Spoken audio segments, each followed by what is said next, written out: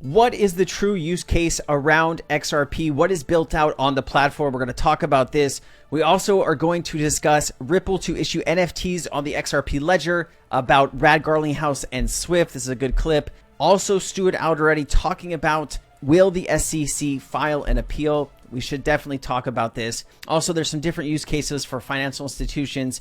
We got Mark Cuban talking about crypto, Japan and XRP and Ripple, and so much else. So let's get into this. Let's start here. Crypto Area put this out. What's the use of XRP and the XRP Ledger? And here you go. So this used to be Exum. I really prefer that name over Zon, but hey, you have GateHub, FrillPay, Gem Wallet. There's so many different teams, institutions, projects being built out on the XRP Ledger to help support value and transactions moving across the ledger, right? You have BPM Wallet, Bifrost Wallet, a Safe Haven, all kinds of really incredible assets here. You have DEXs, Claude plus United, Payment Processing Engine, Auto Bridging, Pathfinding, not cash incentivized neutral consensus POA, every single feature enshrined in the base layer, API based WebSocket compliance tools and Ethereum Gen might dream of, and then low fees and fast block finalization. You also have all of these different places where you can go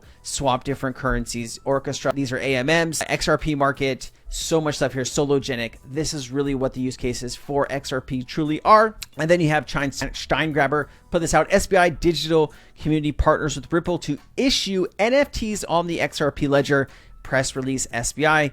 And I'll just read you the highlighted portion here. We plan to issue NFTs, which are non-fungible tokens, on the XRP Ledger on BTO3 and provide support to users such as how to purchase and trade NFTs on the XRP Ledger. There are some really cool, unique projects that are being built out on the XRP Ledger with NFTs. I just hope the NFTs and the values come back to this asset class. I do think NFTs are going to get a second revitalization.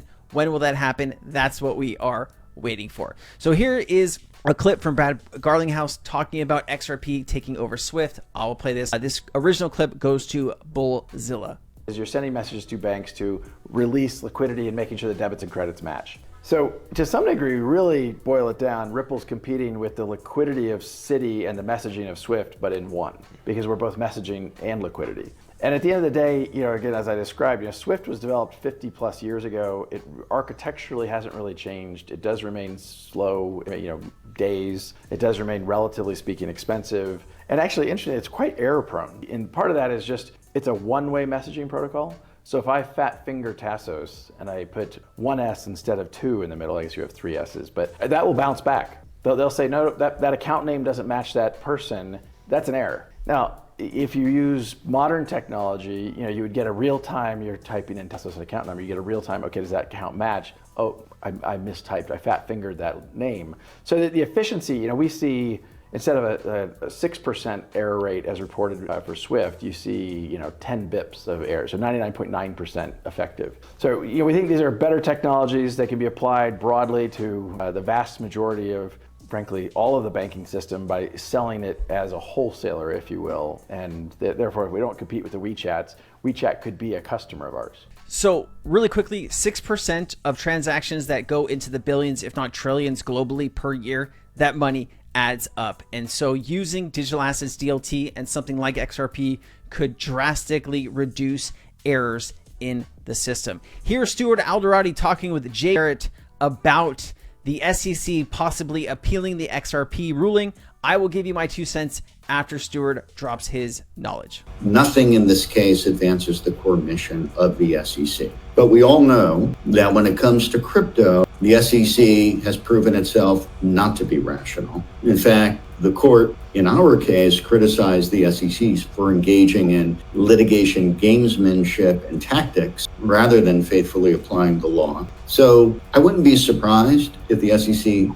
does appeal, but I'll say a couple of things. Number one, and I think this is important for folks to appreciate and understand, XRP's status as not a security and the secondary market trading of XRP as not security transactions. That is the law of the land, and that does not change even if the SEC appeals. And I would ask everyone to focus on that. Okay, really quickly here. I personally don't think the SEC is going to appeal. I'm not an attorney. I could be totally wrong here.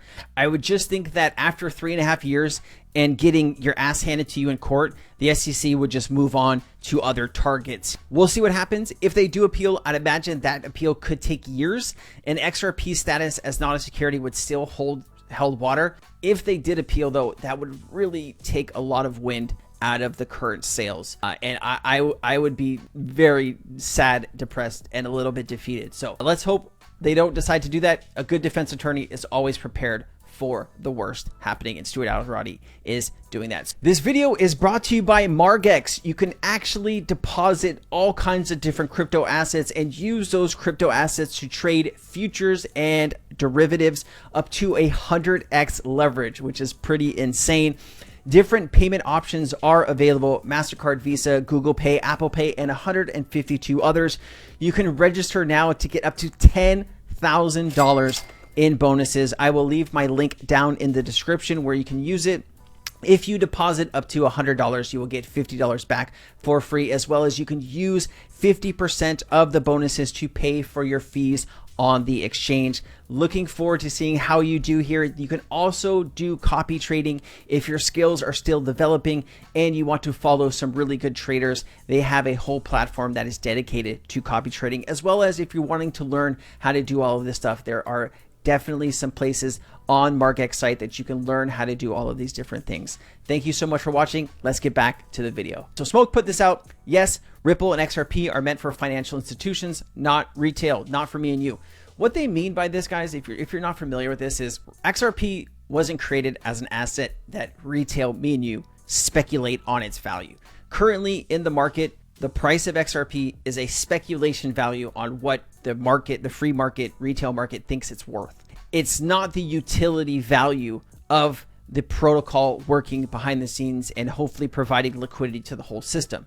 As the markets graduate from Web 2 to Web 3, we are hoping that the value of those markets, the stock market of 49 trillion, the bond market of 110 trillion, the derivatives market of $780 to $1 quadrillion, we're hoping that value gets tokenized and brought onto the blockchain on top of the XRP ledger. That is the best overall thing that could ever happen to us, right? Now, I'd imagine the XRP ledger won't capture all of this value. I'd imagine it would capture some of this value. Also, when you're talking about payments, foreign exchange payments, that's $7.5 trillion a day. We know Ripple and the BIS and some other institutions were already working to solve this problem using blockchain technology and the XRP ledger. Let's hope that in the future we will see trillions of dollars a day moving over the XRP ledger. That will really bring true value to what we are holding. I will kind of pull this up. You know, Ripple preliminary targets financial institutions, including banks, payment processors, remittance service providers. These institutions utilize Ripple's technology and network to facilitate faster, more secure, cost-effective cross-border payments and remittances. All right, Mark Cuban on crypto. This reminds me of a clip I saw years ago, and maybe Mark saw the same clip, but let me play this. You tell me what this sounds like. When it comes to crypto and blockchain and stuff, how do you feel about that? I think it's a big part of the future. Right. I really, really do. But I think people are looking at it the wrong way. People get really amped up about the price of the currency, cryptocurrencies, right? The tokens. And they think that's really what crypto is, but it's not. That's the noise, right? The signal is, if I were going to start a business, how can I use this new technology to give myself a competitive advantage and disrupt an industry? Okay, the true use case of cryptos, like I said, it's not an asset that we're speculating on. It's the true utility of what that asset could do for any business, bank, institution, whatever it is, right? And I think more and more people are waking up to understand that crypto, yes, it's a great asset that we can all speculate on, but really its true use case under all of that stuff is taking out the middleman, saving companies, banks, whatever, trillions of dollars, you know, over the next few decades. And that's really what we're trying to get to, right? Moving value at the speed of light. This was put together. Some of this is accurate. Some of this is maybe a little bit, you get what I'm saying. Okay, let me play this for you. You tell me what you think. Is on the cusp of a financial revolution, with Ripple's XRP taking center stage. Leading this transformation, 12 major Japanese banks, including financial giants like SBI Holdings and Mizuho Bank, have begun integrating Ripple's technology for enhanced cross-border payment solutions. This shift promises not only faster transaction times but also reduced costs and improved efficiency, marking a significant advancement in the global financial landscape. These banks are part of a larger consortium, spearheaded by SBI Ripple Asia, which comprises 47 financial institutions moving towards commercial use of Ripple's XRP. This collective effort is set to redefine the dynamics of international banking, positioning Japan at the helm of a global financial transformation. With the adoption of Ripple's XRP, these banks aim to set a precedent for the future of digital finance, highlighting the potential for more secure, quick, and cost-effective financial transactions worldwide. All right. I hate the AI part of it. I wish somebody would just come up and say all that stuff, but hey, good information to have. Some of it's accurate, some of it maybe a little bit, what's it called? But Ripple is working with a bunch of Japanese banks. I think Ripple's involvement and XRP's involvement in the Japanese banking system sometimes is a little bit more embellished. People say that every bank in Japan is going to use XRP. I don't think that's quite accurate. I think Ripple and XRP could have a big impact on the Japanese market, but I don't think every transaction at every bank is going to use XRP. I'd love to be wrong, but it's insane to say that every bank is going to use any particular asset.